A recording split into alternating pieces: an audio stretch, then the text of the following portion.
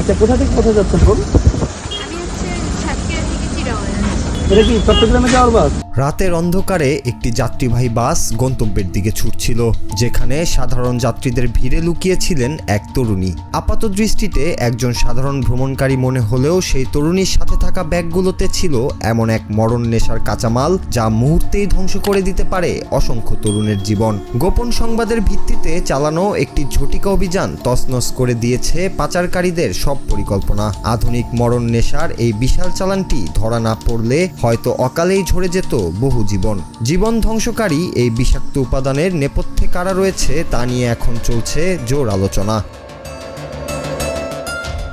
যশোরের মনিহার bus stand এলাকায় অভিযান চালিয়ে 25 কেজি মরণ নেশা ক্রিস্টাল আইস পাউডার এবং 6 লিটার পিউরিফাইড অ্যাসিড সহ শাপলা খাতুন ওরফে স্বপ্না নামের এক তরুণীকে আটক করেছে জেলা গোয়েন্দা পুলিশ।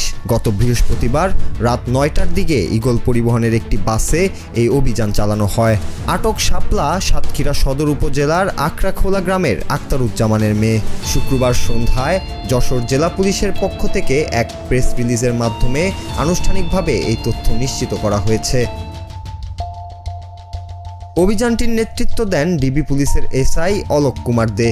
গোপন সংবাদের ভিত্তিতে তাদের একটি চৌকস টিম মনিহার সিনেমা হল সংলগ্ন ঈগল কাউন্টারের সামনে অবস্থানরত বাসটিতে তল্লাশি চালায়। সেখানে সন্দেহভাজন হিসেবে শাপলা খাতুনকে আটক করে প্রাথমিক জিজ্ঞাসাবাদ করলে তিনি তার কাছে মাদক তৈরির কাঁচামাল থাকার কথা স্বীকার করেন। পরবর্তীতে স্থানীয় সাক্ষীদের উপস্থিতিতে বাসের মালামাল রাখার বক্সে তল্লাশি চালিয়ে দুটি সাদা প্লাস্টিকের বস্তার ভেতর থেকে বিপুল পরিমাণ এই কেমিক্যাল ও অ্যাসিড জব্দ করা হয়।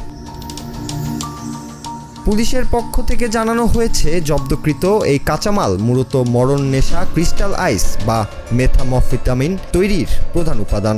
মাদক তৈরির এই বিপুল পরিমাণ কাঁচামাল পাচারের এই বড় চক্রটিকে রুখতে পুলিশি তৎপরতা আরও জোরদার করা হয়েছে।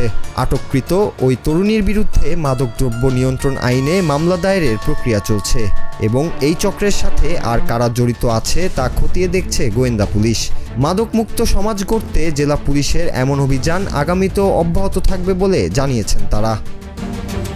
Bangla TV news desk.